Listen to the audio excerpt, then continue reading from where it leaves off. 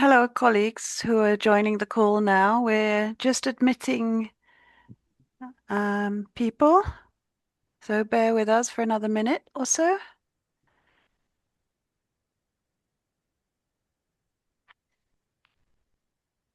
And if you want to introduce yourself on the chat, please feel free to do so.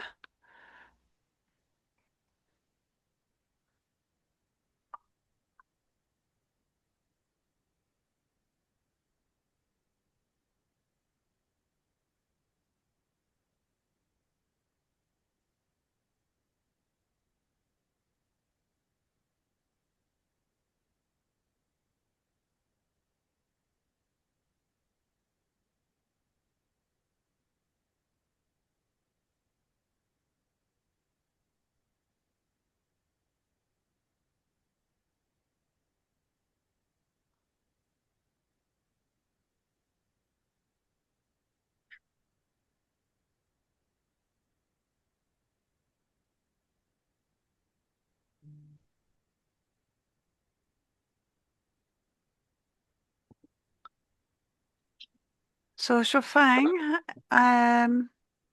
it's 8 a.m. New York time. Shall we wait? I see colleagues are slowly trickling in.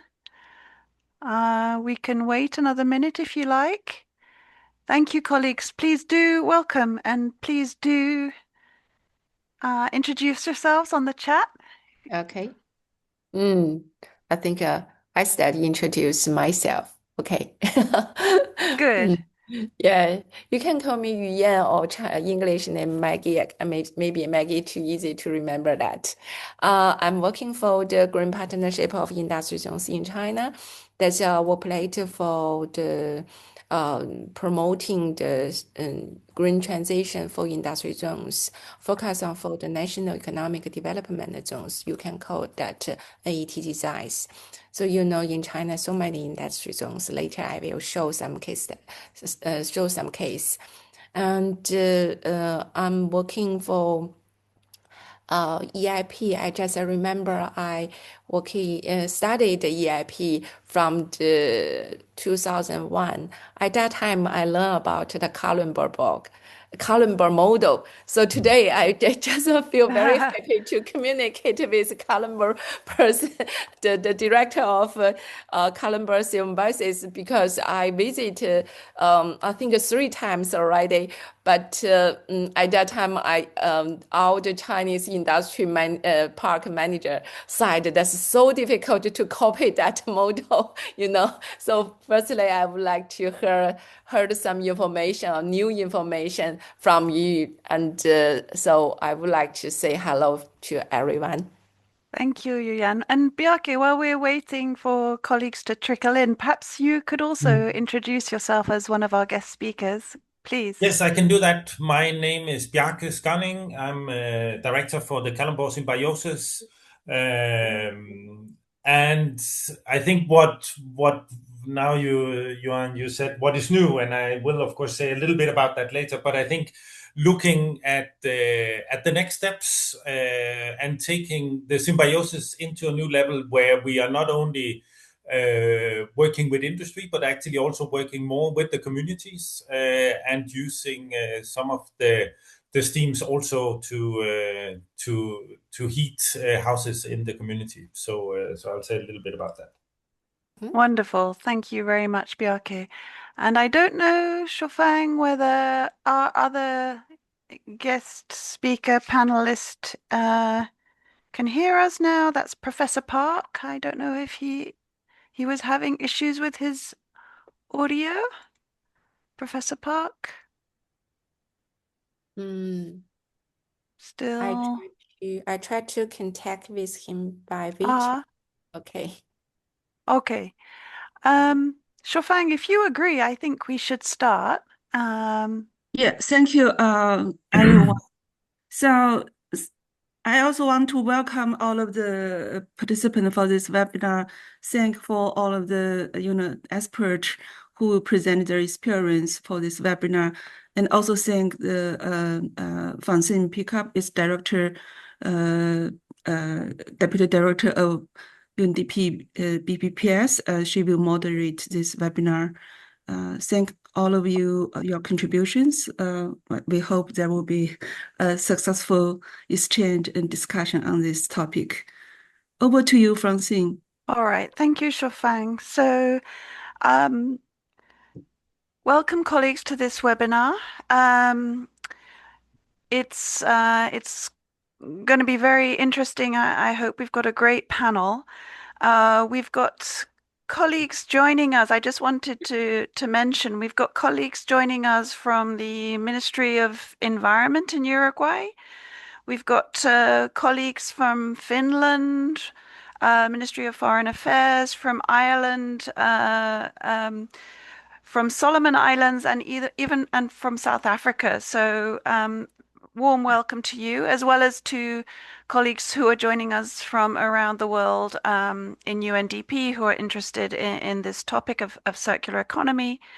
It's my pleasure to moderate the discussion today. As Shofang said, my name is Francine, and I'm the Deputy Director of the Bureau of Policy and Program Support here in UNDP in New York. So, industrial parks often sit at the intersection of economic opportunity and environmental challenges.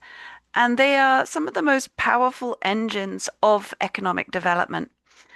Across many countries, they drive investment, exports, job creation, and are often central to national industrialization strategies. But they're also the largest concentration points for environmental pressures. And globally, industrial waste generation is estimated to be 18 times greater than municipal waste. And industrial parks concentrate that waste, those hazardous chemicals, wastewater, air pollutants, and greenhouse gas emissions. In many developing countries, limited systems for managing hazardous chemicals and waste further increase those environmental and health risks. Yet this concentration of industries is also an opportunity because they gather industries, infrastructure, and services in one place. Industrial parks are one of the most effective leverage points for transformation. And by redesigning how materials, how energy, and water circulate across industries, circular economy approaches can significantly reduce waste and pollution while strengthening industrial competitiveness.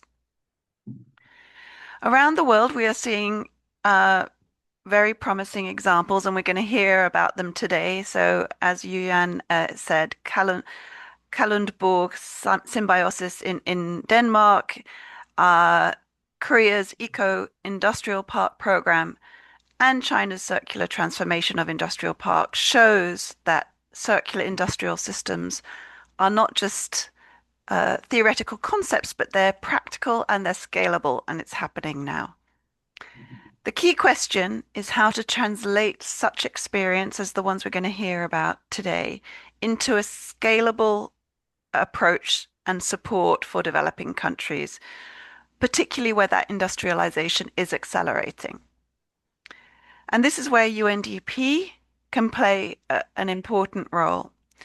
Through its global presence and partnerships, UNDP is working to help countries integrate circular approaches into industrial development, into climate strategies, and in investment planning. We are exploring initiatives such as the Circular Park Initiative, which will be piloted in 10 countries in the next 5 years, and aims to support them in transforming industrial parks into circular, low carbon, and resource efficient systems, combining policy support, technical solutions, and investment mobilization. So today's discussion is about learning from the practice that has happened and identifying ways to make it scale. And we will hear from our esteemed panelists from Denmark, from Korea, and from China, who will share these real-world examples and lessons from using different models, from organic symbiosis to engineered systems and large-scale national transformation. So our goal today is to explore how these experiences can really inform future efforts such as the Circular Park Initiative. So we've heard from our speakers briefly introduce themselves, but just to say again, so Mr. Bjark Scanning is the director of the Kalundborg Symbiosis, widely recognized as the world's first and most advanced example of industrial symbiosis. Then we have Professor Hong-Suk Park from the University of Ulsan, one of the world's leading experts. Speaker test. Speaker. Professor Park, we can hear you if you can hear us. I think he still can't hear us. So I hope Professor can sort out his audio. But he is from the University of Ulsan, one of the world's leading experts on eco-industrial parks. And we have Dr. Yuyan Song, director of the Green Partnership of Industrial Parks in China. So let me start by turning to you, Bjarke. For more than 3 decades, companies at Kalundborg have exchanged energy, water, and industrial byproducts, turning waste streams into valuable resources. This model has become a global benchmark for circular industrial ecosystems. You lead the strategic development and international outreach of this partnership, helping share the Kalundborg experience globally. I've got a question for you, and then I'll turn to the other 2 colleagues on the panel, and then colleagues, there will be time for Q&A, so please think about your questions as we go. Shofang, perhaps 아니, 나 말이 안 돼요, 지금. 말을 하는데 저기는 ask Professor 들린다는데. to put 아니, 내 말은 들리는데 그 to mute 사람들이 his 하는 말이 안 들려요. to mute himself so that we don't get interrupted. Thank you. So Bjark, in Kalundborg, industrial symbiosis grew through practical collaboration between companies. For countries just starting, can you tell us what is the most effective way to bring companies together and identify the first viable symbiosis opportunities? Bjarke, over to you. Thank you. And I guess I will answer it in around 15 minutes. Is that correct? That is what I have. Yeah, maximum 15 minutes. Yeah. So maybe just to start out and say thank you for joining, and thank you for inviting me here. I think for me, Kalundborg is still not only a concept, but it's a practice. It's a way of thinking when we talk about industrial symbiosis. And if we take the next slide, then when the reason why, and I think some of the possibilities that we have in Kalundborg is that it's a small place. It's not the world's biggest industrial park. We are fully aware of that. But I think that what we have is a situation where 17 companies have been developing a partnership. They have formed an organization, which is the Kalundborg Symbiosis, which is an NGO. And I think this thing about having a neutral player in the middle who can connect and see the possibilities is part of the reason for the success. When Kalundborg Symbiosis was started 5 decades ago, it was actually a number of local company site leaders or managers who were sitting together in Kalundborg, and they were talking, and they realized that by working together, they would have a bigger impact. They would be able to share resources in a different way than they were doing if they were doing it one by one. And this is where we are today, that we now have a system where water, energy, and materials are shared between the 17 companies. And I'll go a little bit into some of the streams later, but just to say that our role as a symbiosis is simply to map, facilitate, and talk with the companies and see the links between them. And of course, also sometimes to challenge them and say, we know you have this waste product, or we know you use this virgin material and take it into your production. Maybe we could get it from somewhere else, or maybe we could do it in a different way. And that is what we do at our small secretariat. But it's, of course, also a way of thinking. The reason for the success, I think, is the neutrality, but it's also the trust that the neutrality have created. And in a world where trust sometimes is challenged, both in globally, but also between companies, this thing about having a neutral player who can actually talk and facilitate that you go into a room where you also put on the challenges, where you talk about where is it that you want to end up in 10 years or 15 years or 20 years. That is part of the success. When we today look at some of the streams, I think some of the ones that I'm proud of is the steam and heat exchange network, which is going from the power plant down to Novo and Novonesis, where they use steam in their production to clean some of the steel tanks that they use.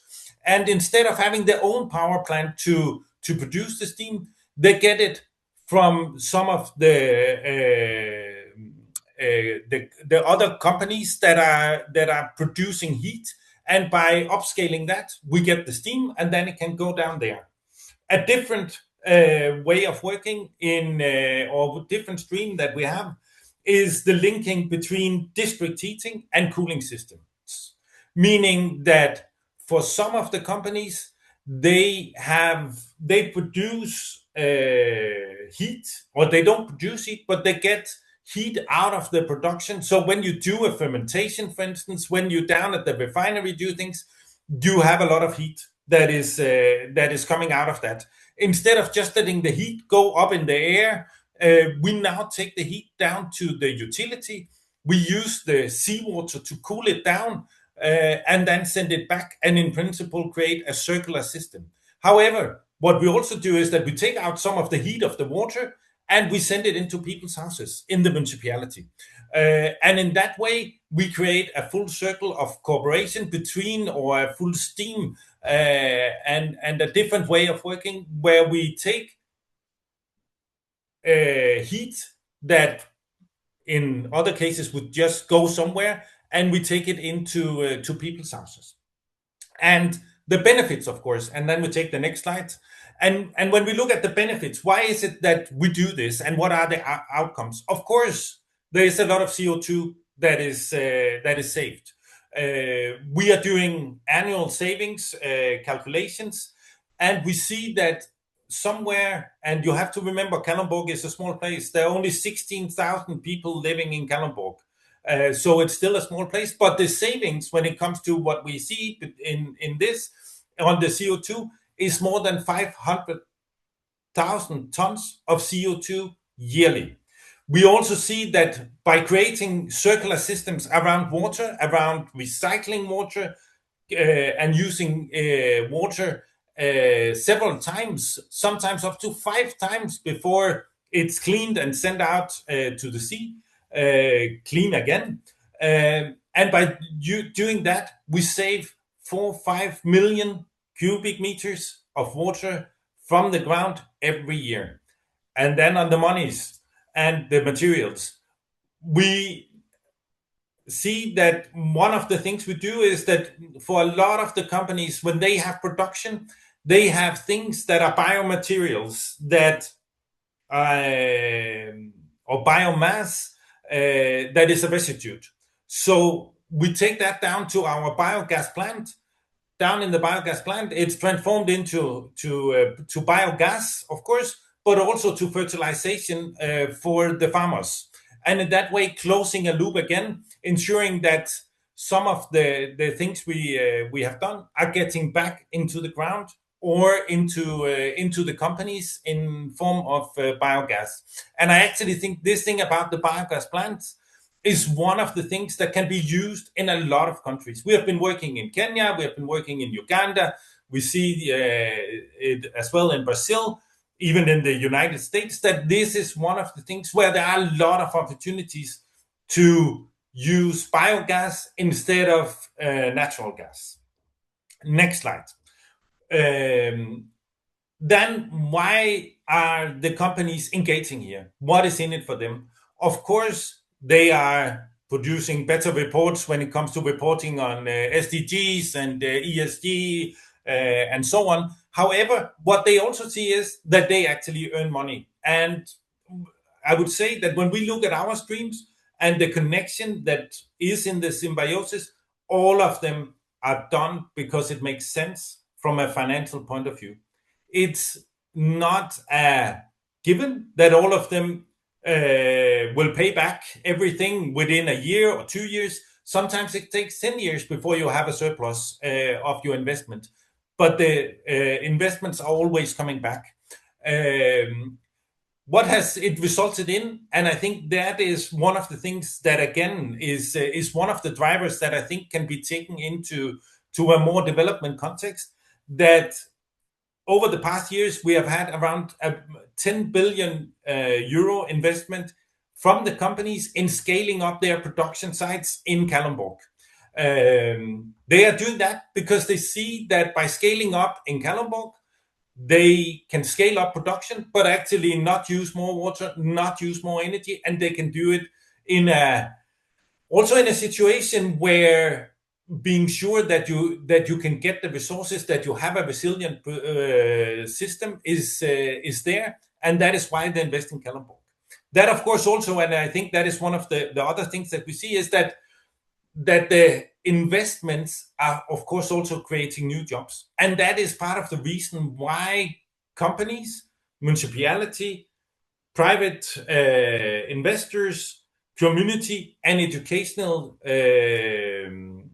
programs are working together, because we see that it's creating jobs. It's a possibility to lift also the level, the educational level of the local community. And I think, again, this is one of the things that can be copied in a development context. I think that now in Kalundborg we have around 12 educational programs, from everything where you can be an engineer, you can be an architect, and educated with masters and even PhDs in Kalundborg, not in our own institutions, but by having Copenhagen University or other universities coming into Kalundborg, opening branches there, and starting educational programs. And of course, again, that is creating jobs, but it's also creating possibilities for the local young people to stay in Kalundborg, not move away, and they know that if they study in one of the educational programs in Kalundborg,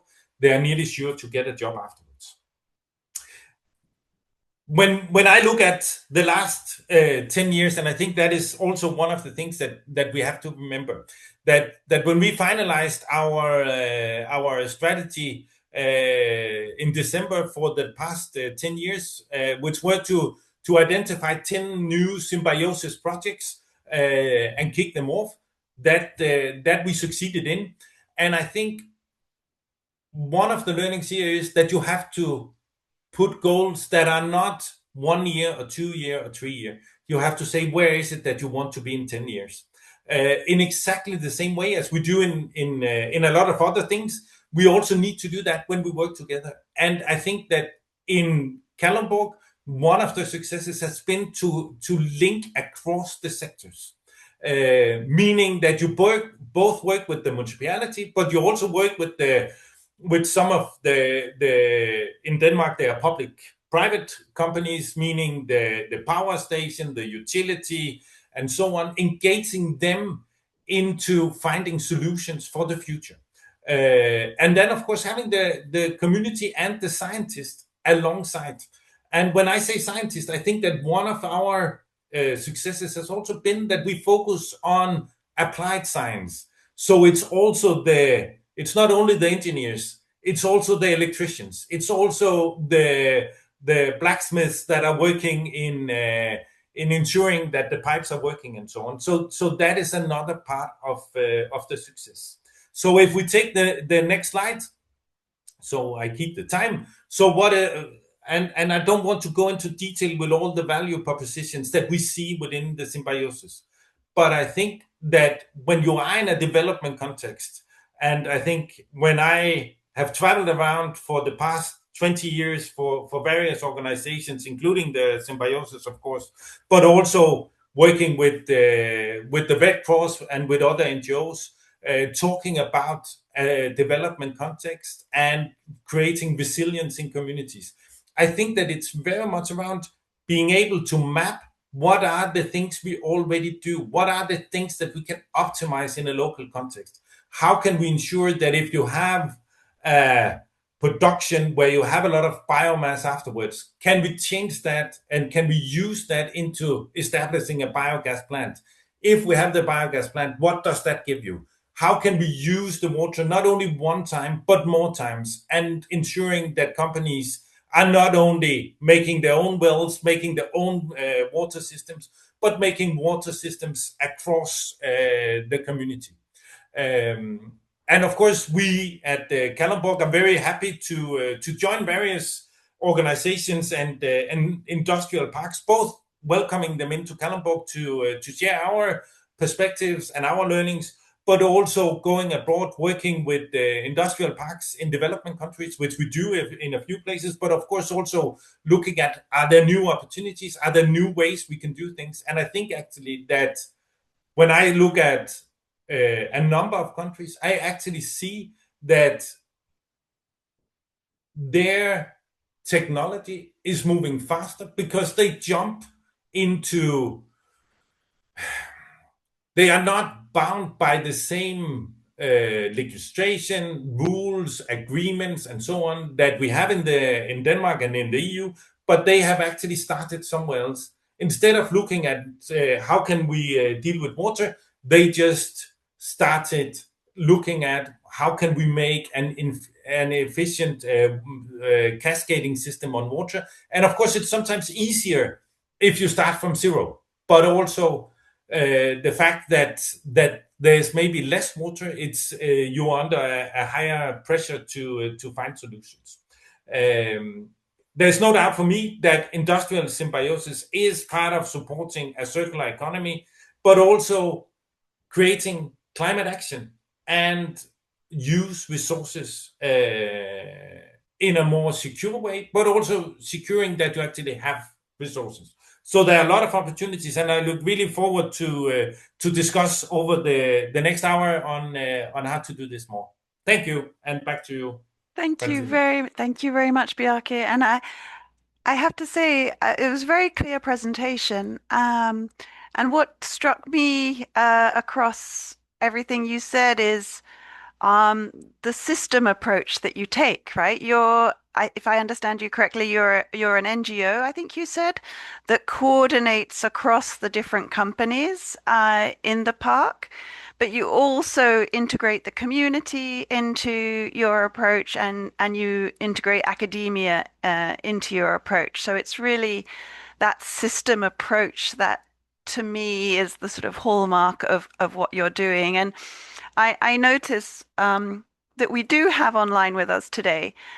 We have colleagues from academia, we have colleagues from private companies, from MDBs, from international banks, as well as from UNDP. So that systems approach, I think, really resonates.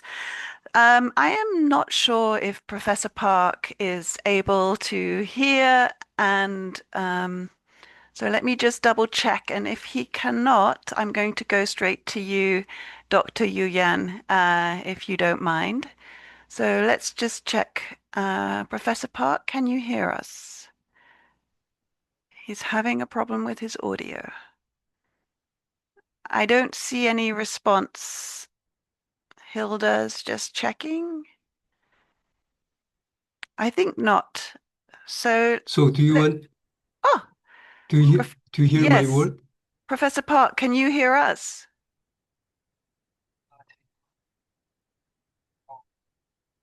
I don't think he can. But I can hear now. I can hear you. Yeah. You can. Oh, wonderful. Well, Professor Park, it's wonderful that you can hear us now. Okay. Thank you for joining us. If you don't mind, I will go straight into my question for you. You've played a central role in the development of Korea's national eco-industrial park program, which has demonstrated significant results in energy efficiency, emissions reduction, and green innovation across industrial clusters. And you have worked extensively with developing countries to share Korea's experience in circular industrial development. Korea's experience shows that industrial symbiosis can grow from small pilots into a nationwide system. For countries that want to scale up, what are the most important things to put in place early on? Is it policies? Is it coordination mechanisms? Or is it financing? Over to you, Professor. Okay. Yeah. Okay. So due to technical issues, I have some difficulties in presentation. But yeah, I will focusing on institution and policy, business model. Yeah, the industrial park contribute to economic growth, but it also create environmental degradation, as you see in the slide. The next slide. To solve this problem, a new strategy for manufacturing was proposed. As you can see in this, the essence is nothing but the waste from one industry process could serve as a raw material for another process proposed by Frosch and Gallas, General Motors research engineer. But it was already done in Kalundborg since 1961. As you the previous presentation, they already talking on Kalundborg cases. It's a very voluntary approaches. No environmental purpose is more business oriented. So we have to look into the business networking perspective. So the environmental benefit is naturally follow because this industrial symbiosis reduce resource, energy cost, and operating cost, and reduce pollution. So we have to more focusing on business perspective. Next, please. To replicate the Kalundborg case, the Korean make a three-phase 15 years national plan. As you just mentioned, we have pilot test. During this, we only select 5 industrial park. We test the idea, make mistake, and we learned. In the second phase, diffuse, we expanded to 46 industrial park using the hub and spoke model. And phase 3 is maturation. Originally scheduled in 2019, but the project was so success. So the Ministry of Finance, which support the national grant, they recommend the Ministry of Industry to spin out this national project to private sectors. So the project is finished early, 3 years early than planned. And after that, the project is operated in private business models. Next slide. So this is key of EIP management systems. To achieve these EIP goals, Ministry of Industry revised the act on the promoting the transition of environment-friendly industrial structure to accommodate EIP concept, EIP strategies, EIP implementations. So management hierarchy from ministry and park managers, the kickoffs, and regional centers. We make some three-level management system and IS development process from the identification and feasibility study and implementation. This is very, very important because that the idea, many ideas are failed in feasibility study phases. And then IS feasibility financing is from central government 70% and 20% from local government, 10% from participating company. This is very, very important because it reduces risk and attract company to participate in the program. The next. Yeah, this is how we can find the opportunity. We are very systematically using this input-output inventories. So we can't manage what we can't measure.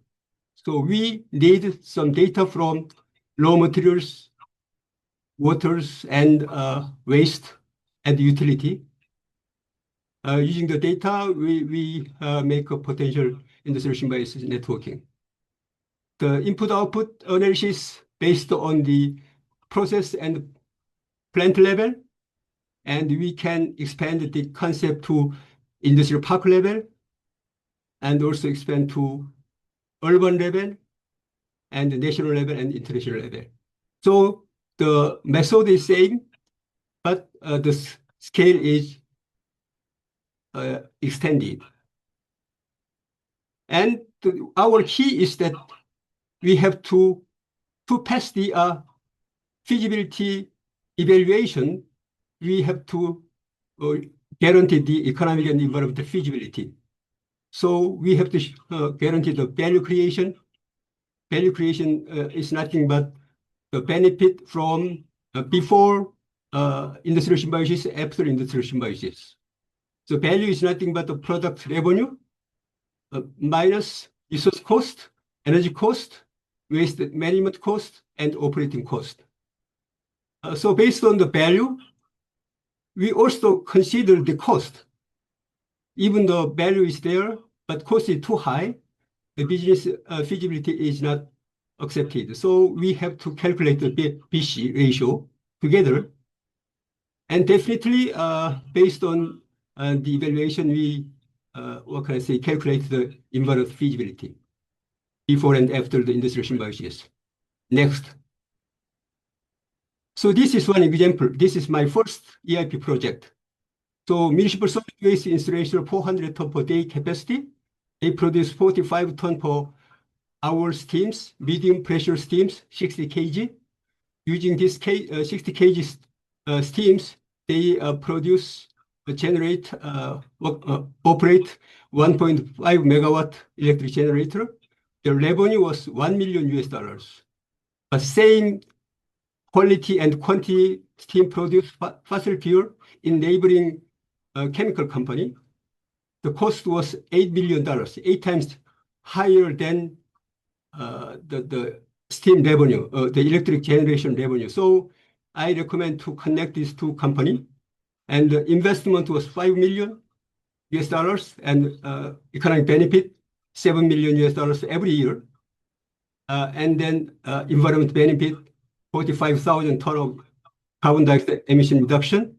Very important thing is that this project attract investment because the low excess, the steams, the Hyosung 3, number 3 company was constructed. So the Hyosung company invested $150 million to construct a filling factory, and they hire 104 employers. So through this industrial symbiosis project, we can reduce economic benefit and environmental benefit. Also, we can create jobs.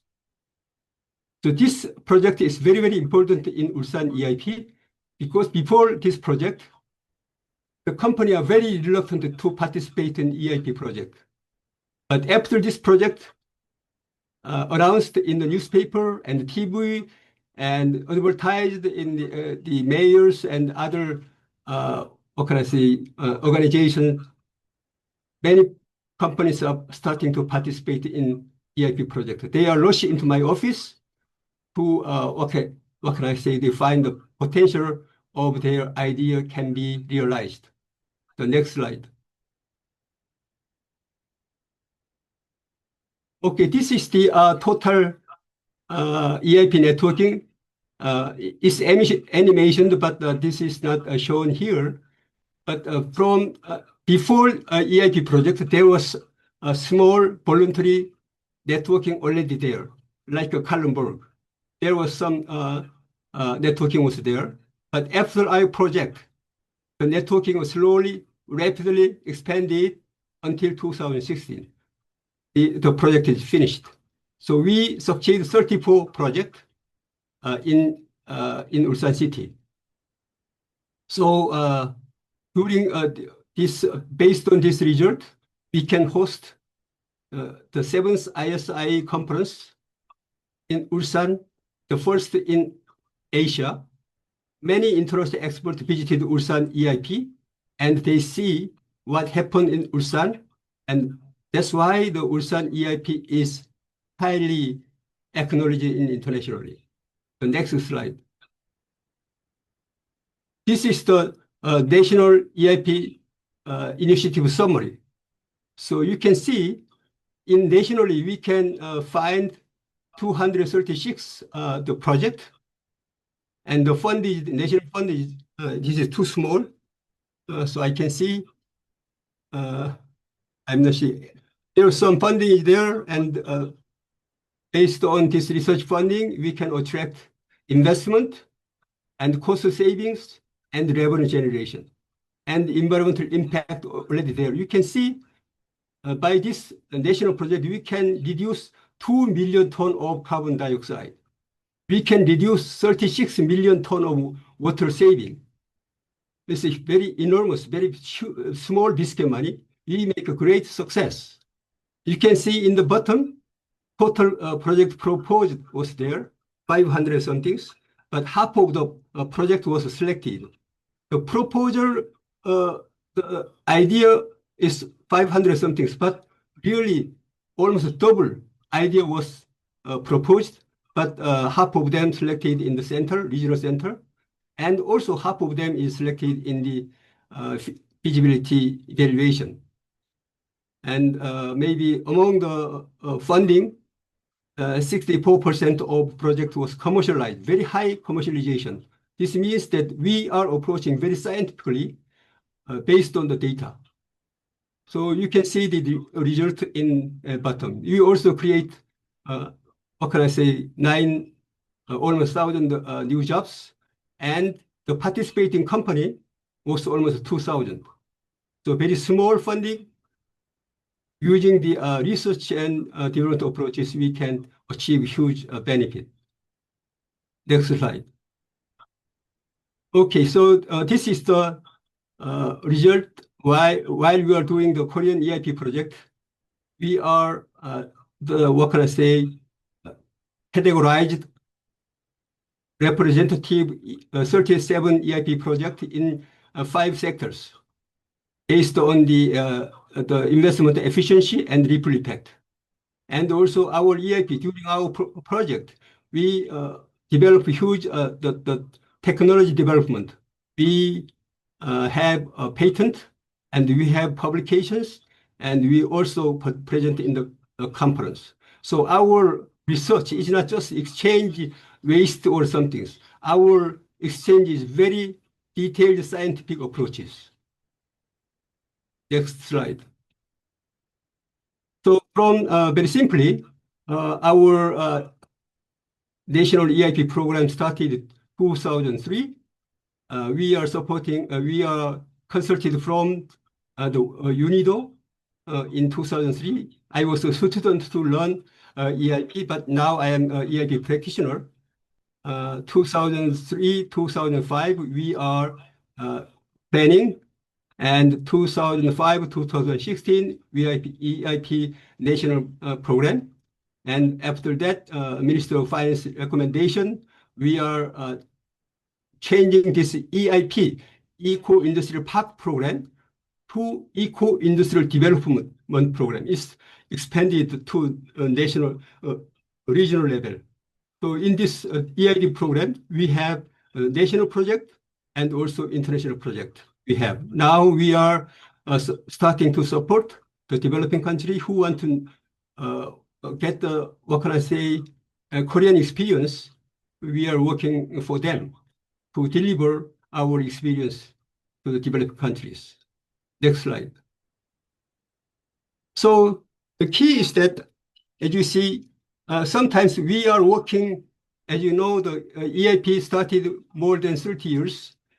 So, but still, we are talking on the only Kalundborg cases. We don't have talking too much on after that. We don't have much success in planned EIP. So in Korean EIP is that from spontaneous EIP to engineered, planned management can be possible. And we have to look into the economy. This is a business, B2B businesses. We have to consider EIP, industrial symbiosis as B2B businesses. It's kind of circular economy, but we have to look into the molecular value of materials. Molecular value. It's not the waste, it's not the materials. We are looking into the molecular value and matching the molecular value required. And the government law is very important. This kind of catalyst, not a crush. This is very important. So government initiated, but private sector, what can I say, growing this, what kind of sectors, new developing areas. And institutionalization is very important to scale up and mainstreaming.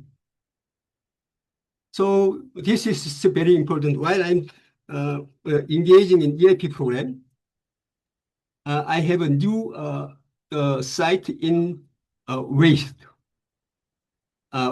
In my perspective, waste is the material which the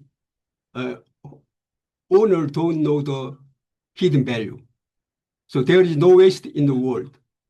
So EIP is nothing but to uncover the hidden value of the materials, hidden value of the underused materials, underused waters.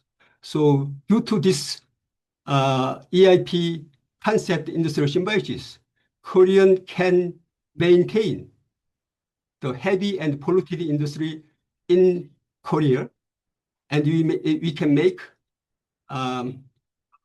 economic development, and we maintain jobs, and we can protect the environment. Professor, thank you. This is yeah. This is what I want to share. Due to technical issues, it's not enough to deliver my presentation, but I'm happy to have this opportunity. Thank you very much. I really happy, and then I welcome your question and comment. Thank you so much. Thank you very much, Professor. And I'm so glad we were able to hear you. It was such a clear and powerful presentation. As you said at the end there, about how we can really uncover the hidden value of waste. And I have to say the Korean example is extremely impressive just in terms of the scale that you're looking at, right? And the number, you said almost 2,000 companies participating in this. So that's very interesting. And I think, you emphasized clearly the multiple benefits of this in terms of jobs, in terms of the environment benefits.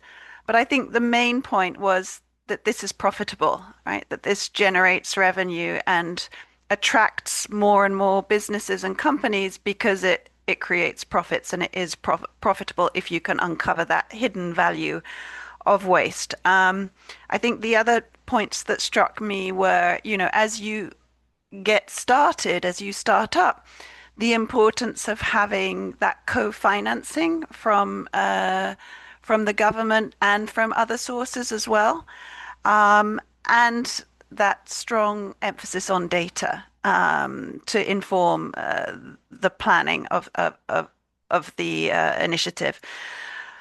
So thank you very much. And I'm now going to move to our final speaker, Dr. Yunan Song.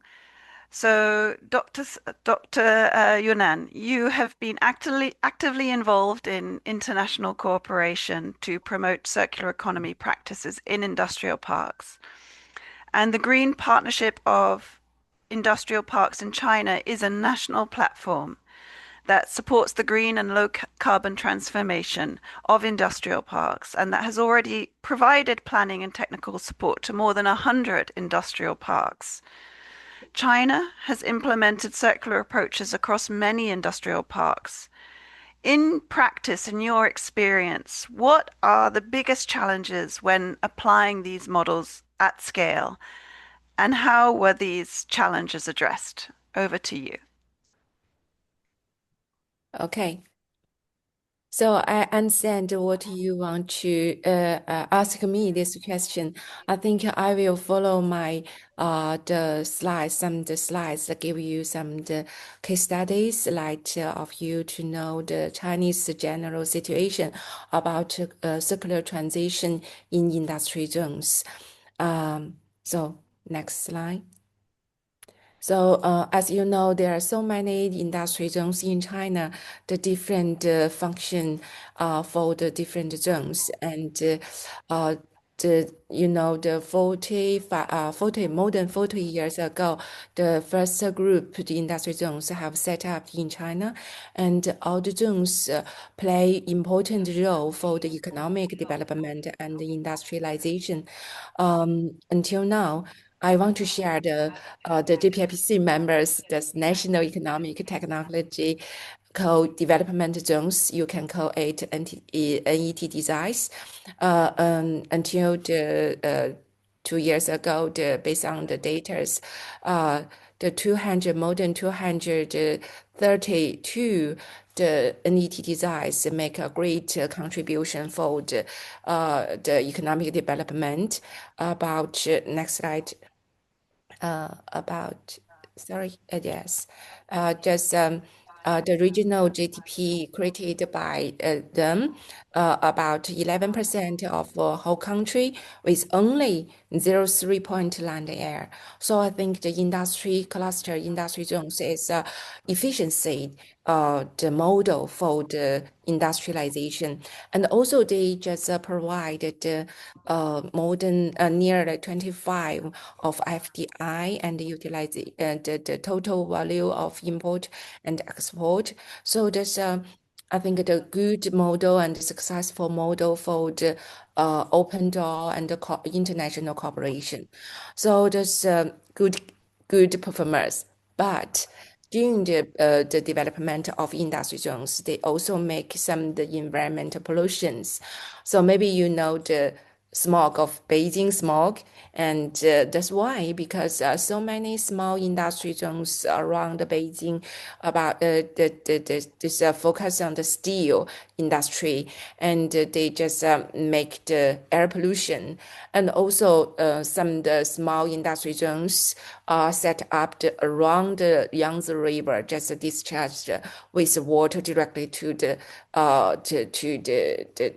Yangtze the river, so make the water pollutions. And that's the situation how occurred in I think more than 25 years ago. And so central government just think about how to promote the industry zones make a green transition. So next slide. So I just give you the process of green industry park development in China, following the national pilot program. I just 25 years ago, the EIP have been introduced in China. And I just remember the only 4 pilot project start to carry out and learn about EIP. That's why I said at that time I learned the Columbar model.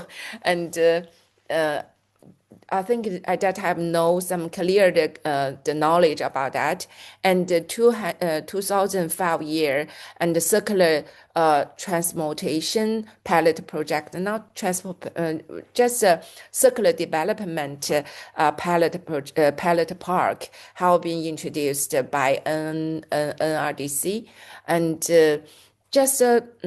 I just remember 2012 just started the program of circular transformation program.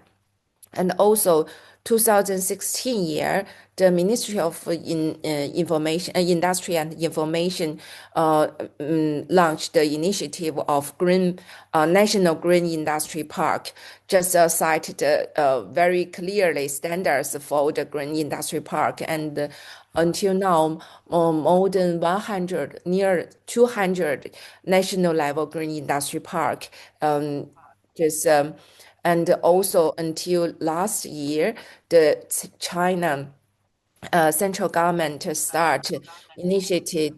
make initiative of zero carbon industry park. So based on the national program and so many pilot industry park, just learned some green knowledge and just implement activities to push the green transition. So next slide. Okay, so based on today, the main topic, I focus on the National Circular Transformation Pilot Park Program. This program was first launched by the Chinese government in 2012. Over past more than 10 years, the initiative has been finished, and also more than 100 national level pilot parks have been awarded. And until now, by the end of last year, just 75% national level in industry parks and 50% of provincial level parks have implemented circular transformation. And during this implementation process, parks just focus on 7 aspects, including regional spatial layout, optimize the industry structure, circular industry linkage, you can call it in industry symbiosis, and also efficient resource utilization, centralized pollution control, green establishment, standardized operational management. So 7 aspects is a main key point. Okay, next slide. And I will give you some case one by one. Okay, the first one, the regional spatial layout. I just remember one I learned EIP. I attend the UNEP or UNDP, I forgot the training course. I just remember when the teacher asked me think about EIP design. The first issue, what is the first issue? I just give the answer is layout, because I want to change the location about the industry plants, because that's how to like them easy to make linkage. So I think in China, there are so many industry zones. Just think about to set park in park just based on the special sector. For example, the Beijing Economic Development Area, just to create integrated space for R&D, testing, manufacturing, and management to promote some cluster, particular about the automotive industry. So now there's the good results. So next slide. Okay, the second key point is optimization of industry structure. So in China, so many industry zones invited some big companies about traditional industry, and how to upgrade the industry is a main topic. They just promote to make some change. For example, in Wuhan Economic Development Area, they just to transfer the fossil fuel vehicle production line into electric EV production line, and also they just to invite some parts manufacturing plants join that industry area, so they can the development EV industry cluster in the Wuhan industry zones. So next slide. The third part, the assessment is a circular industry linkage. You can that's mean the industry symbiosis. So the park just the professor park shared the IS in Korean. I learned I think it is a good experience because they just focus on the technique and the feasibility of about the IS. But in China, also in the chemical industry zones, more and more the industry symbiosis have been set up, because I think it is easy to find the opportunities for us. For example, for the Changzhou Economic Development Area, they encouraged chemical enterprises to supply their neighbors with their byproducts, such as nitrogen, liquid chlorine, to reduce logistic costs. They get the good performance already. Next slide. Okay, and also the fourth is efficiency resource utilization. How to reduce the waste. The circular economy, their main principle is 3R principle. So reduction is a very important principle in industry zones. When they carry out a circular transition, the industry park normally to provide some training course for companies like them to carry out a cleaner production, to reduce the energy usage, reduce some water usage, and also they reduce the resource, and also they get some good the performance. So this Huzhou High Tech Industry Park, they just use the reused byproduct, and to also established a closed loop within the industry park, encourage companies supply their byproduct for other enterprises. Okay, next slide. Okay, the centralized pollution control is that's mean the integrated waste treatment treated plant.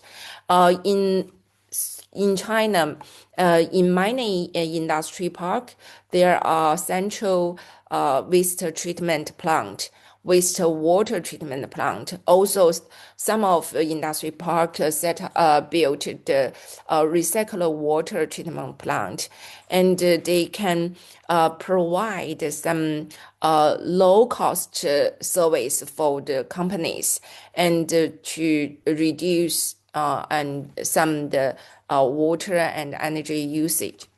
Okay, next slide. Okay, six point is green establishment. So now in China, this year, many industry zones just think about to set up the new energy industry in establishment, and also they think about how to build the zero carbon park, and but I just remember many years ago when the industry zones carry out circular transition, the one very important the point is to do the green in electricity supply network, and also there are some case studies. There's Suzhou economic development area. So there are integrated mayor. Oh yeah, there are integrated mayor green infrastructure facilities such as in Suzhou. And okay, next slide. Okay, and the last one is standardization operation management. In China, the one company and one industry zones want to start a circular transition. The what activities can be done by industry managers, industry administration commission. This very I think is interesting question. I just remember when we visit Colombo, we found there are some there are efficiency center. There's a very I think there's a fresh it's so fresh to the Chinese industry zones. Our organization we call TIDA Eco Center. We just learn some the experience from the Colombo, and there's also set up by the TIDA industry zones, and also just to promote enterprises in zones in park, promote enterprises, companies to make linkage to just share information. And also, the Ministry Commission of Industry Zones just launched some encouraging policy and provide financial support to companies to make some environmental pollution reduce projects. And also they just set up information systems and organize training courses for the companies, and also organize matchmaking workshop for the companies, just link the technique with some companies. So there's seven aspects of circular transition in Chinese industry zones, and China central government just provide some guidance about circular transition of industry zones already. Next slide. Okay, this slide just show the national pilot project. You can call the circular transformation pilot parks. Central government provide some financial support to them, and have supported 129 parks, and include 1,007 projects, and also provide $3 billion, and also all the projects have I would just invested about $30 billion. And also all these pilot projects make a good performance on environment and business. From this slide, you can find some good results about the solid waste reduction, energy consumption reduction, and water reduction, and the pollution reduction, and also for CO2 emission reduction. So this circular pilot project provide some new job opportunities and provide some good business opportunities for clean tech companies.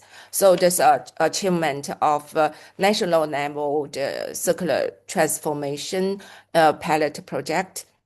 Okay, so next slide. At last, I want to share the at last, I want to share two kind of the park.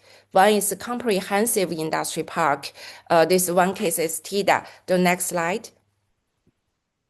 So from this slide, you can find we actually to draw the map of IS in TIDA. So there's we learned some knowledge from the Columbar and from the Collier, but just show in the different sectors about the industries and prices in TIDA. And the next kind of industry, next slide. Okay, just another kind of industry zones is Venice Industry Park. This the main park of circular urban circular economic development. So this there's a cluster of recycle companies. Like in Qingdao, in Tianjin, there are small industry zones focus just include so many the circular recycle companies and just treated all the waste of city. So these two kind of industry zones just try to implement circular, played a very important role in circular economic in China. Thus, I share the information with you. Thank you. Okay, that's a result of Qingdao case. That's okay.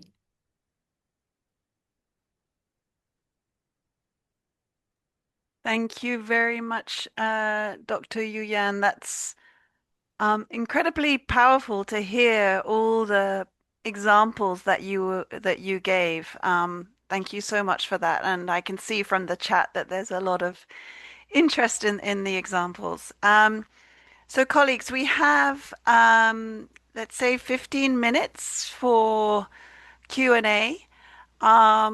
So please, let's hear your questions, reactions, thoughts. Please raise your hand. It would be nice to hear from you. Please don't be shy. Sodi, I know you, so I can pick on you. You had a question that you put in the chat. Perhaps you would like to ask your question? And then others, please raise your hands. Sodi, are you there? Is he gone? Yeah. Hi. Oh, hi, Hi, Sadiq. Francine. Hi, Go thank you ahead. so much. Oh, that was an excellent presentation and so much of knowledge being shared. I just wanted to ask you that you have a department in which when the industries are being put in and their project development documents are developed, are you assisting them in order to do their assessments of carbon emissions, what they will produce, so that you providing the enabling environment? That's what I was trying to understand. Yeah, Sodi, do you want to just say who you are, where you are, and who your question is for? I believe it's for well, why don't Yuan you Song. okay, and just And introduce yourself, please. Thank you, Francine. I'm Prabjot Sodi. Presently, I'm based in Center for Environment Education as the Senior Program Director for Circular Economy, and I was in UNDP for long years and worked with Francine as well. Thank you, Francine. And you're based in India, I remember right? my Yeah. date. Yes, based in yeah. India, please. Thank you. Great, thank you. And let's have a couple more questions as well. So I now see another hand up, and I think it's is it Kingsley? Please ask your question and introduce yourself first. Thank you very much. So my name is Kingsley Bequing. I work in the Uganda country office for UNDP. I'm in the Nature, Climate, Energy, and Resilience team. Thank you so much for the presentations. I think, as said by the previous colleague, this has been really informative. There's a lot of information that we're going to learn from. I have one simple question. We've started also here in the Uganda country office discussing with the Uganda Investment Authority in looking at how we can help support greening the industrial parks that we have here in Uganda. There are some of them that have been set up already. So my question basically to all the presenters is to share example with me that, for instance, looks at a park that is already set up but not set up for circularity. How do you sort of retrofit such a park that is not set up for circularity, and what are sort of the key issues to look out for such a park? Because I think that will be different from if you're setting up from scratch. You could have these things put in place, but for a park that is set up already, how do you retrofit, and what are the things for us to look out for? Thank you. Brilliant. Good question, Kingsley. Before we hand back to the panelists, okay, I see.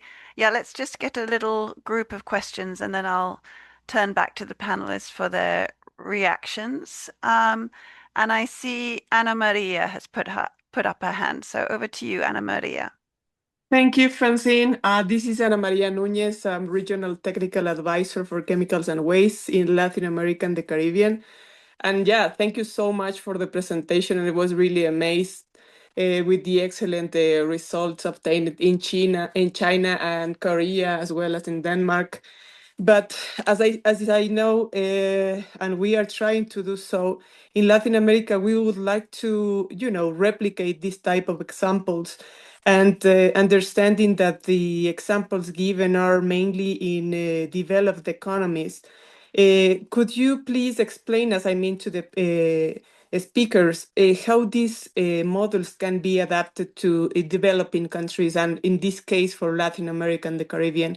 It will be very useful for us to hear your experiences and also your thoughts on these questions. Over to you. Thank you very much, Anna Maria. Anyone else with any questions before I go back to the panelists?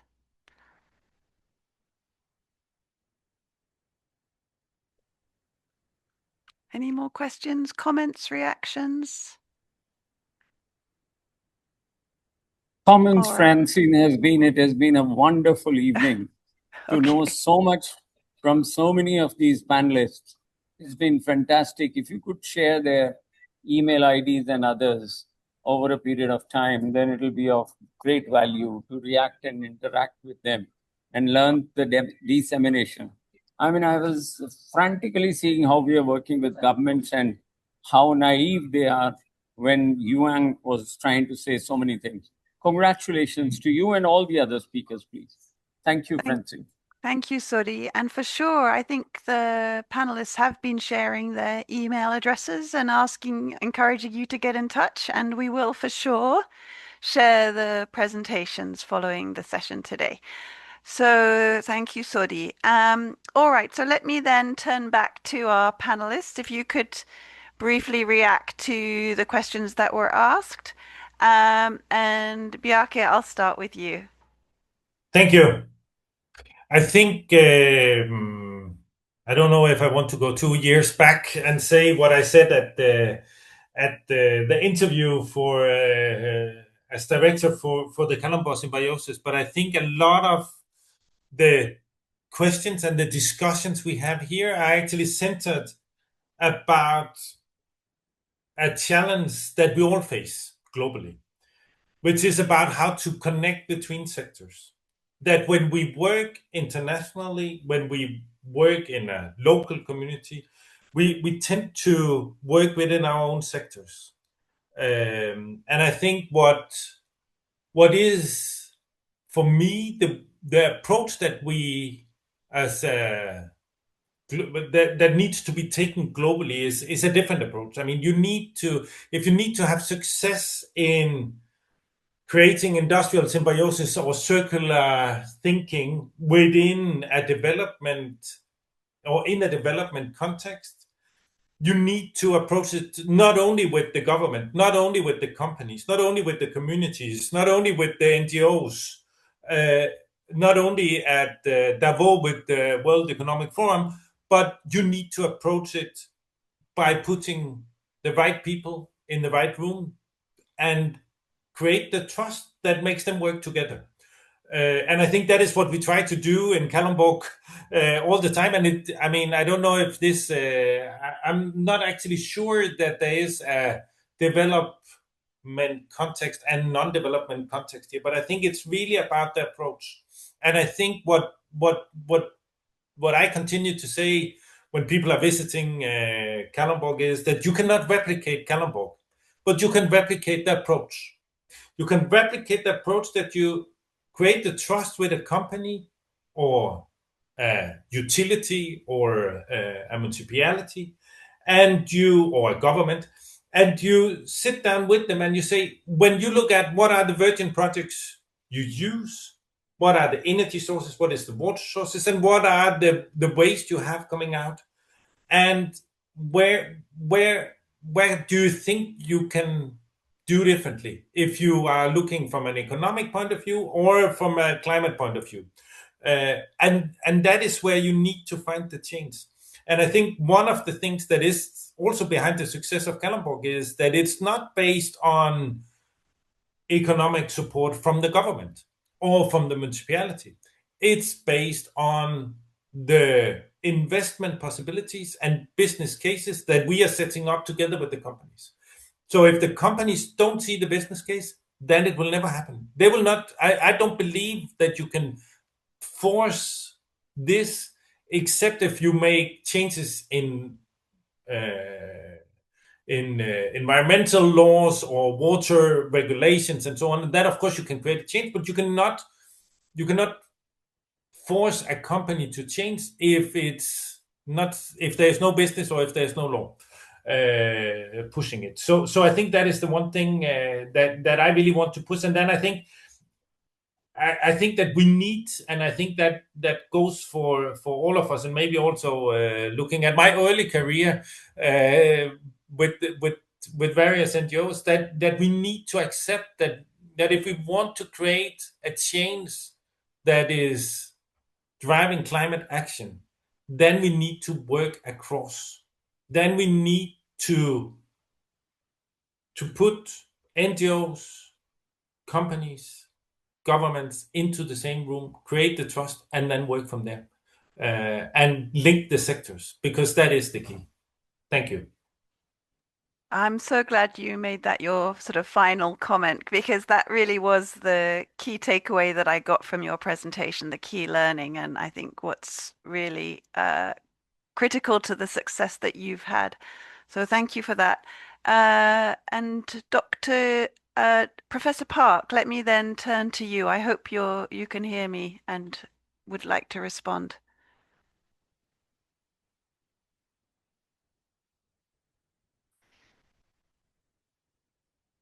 Professor Park, are you there?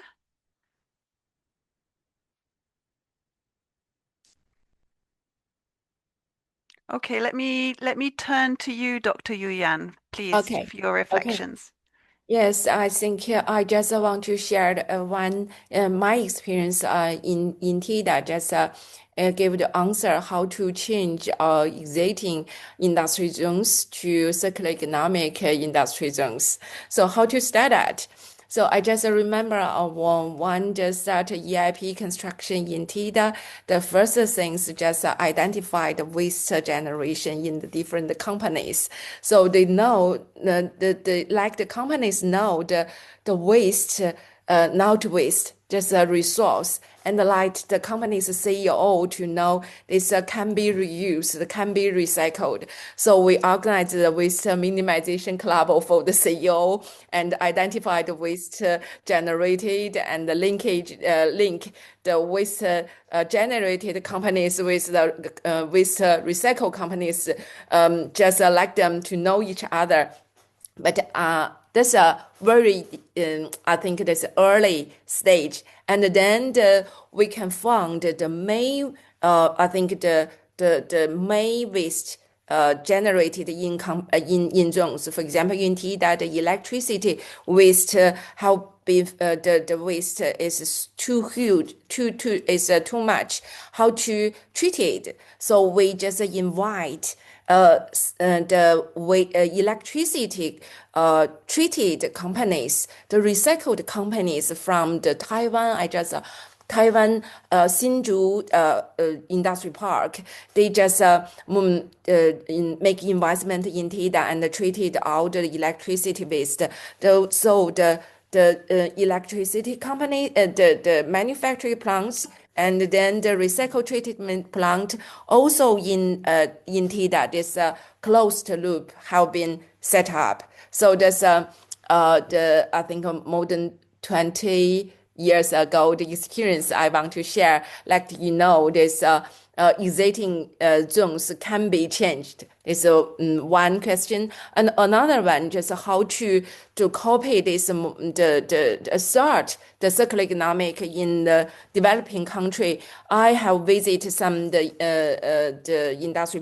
industry zones in the East and Asian country, and so they just so many metal industry companies manufacturing located that. So maybe the central waste or waste treated plant should be first invested and built it. The firstly treated the main pollutions, main waste, so they can just reduce the environmental impact of, from the zones. That's a first state. I think the first issues for the zones. So I think maybe the Chinese waste recycle companies and the waste treated technique can be used in the developing countries. Okay, that's all. Thank you. Thank you. And Professor Park, I can So I can, yes. yeah. Did you hear the Now, questions? now can you hear me? Yes. Yeah. Yeah, actually, there was questions that how we can apply the EIP concept in developing countries. But Yes. when I look over the developing countries EIP industrial park, many of the industrial park is composed of the foreign investors. So it's not only national companies. So when I look over the developing country industry park, we have huge opportunity, huge business opportunity. We have huge opportunity to retrofit and upgrading the industrial park by industrial symbiosis business model development. It's more easy. Okay. And Good. we need to customize the concept into their under their context.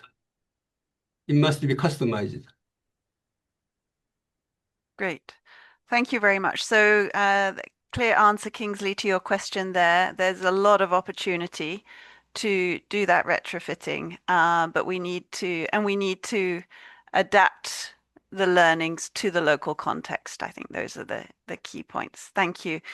So thank you for those questions, colleagues, and for the answers from the panelists. Let me just wrap up briefly. Our time is up now. I mean, I think the three key takeaways for me from listening to the very interesting discussion today. first you need, I think the first key lesson I heard from the three panelists is you need to start with the real opportunities for business, right? And look at that that feasibility.